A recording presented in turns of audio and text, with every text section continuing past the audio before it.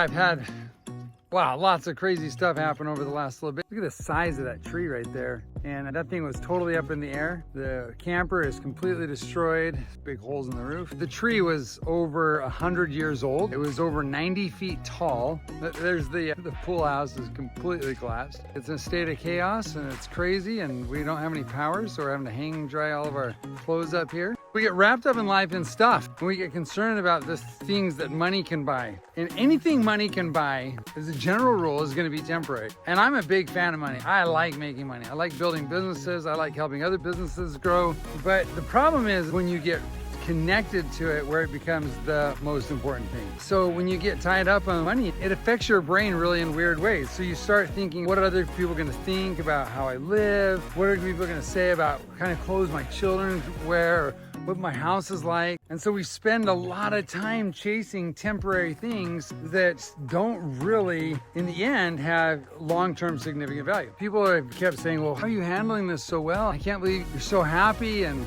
family's happy and you guys are all just working and things are going great. Well, the reason is because we put such little value on temporary things. Even though I love making money and I love building businesses and I love supporting my family, at the end of the day, it's just stuff. The things that matter most, we value with our time and our attention and our love and our emotions and our support. Things that matter most, too often we value them too little, or they're the least things that we value. I think that there's gotta be some kind of revolution in our lives to change that, to shift that from things that really don't matter or are temporary. If we spend our lives focusing on building relationships and loving people and finding the joy in the moment, even when people pass on, because we're all going to have to pass on, we will have built memories and we will have built emotions and we will have built connections and we will have built love. We will have built things that matter the most and last eternally. I've lost a lot of loved ones. We recently lost a granddaughter in infancy. It's painful. I've lost my mother, siblings, aunts, uncles. We've had so much death and suffering in our family, and yet we find joy because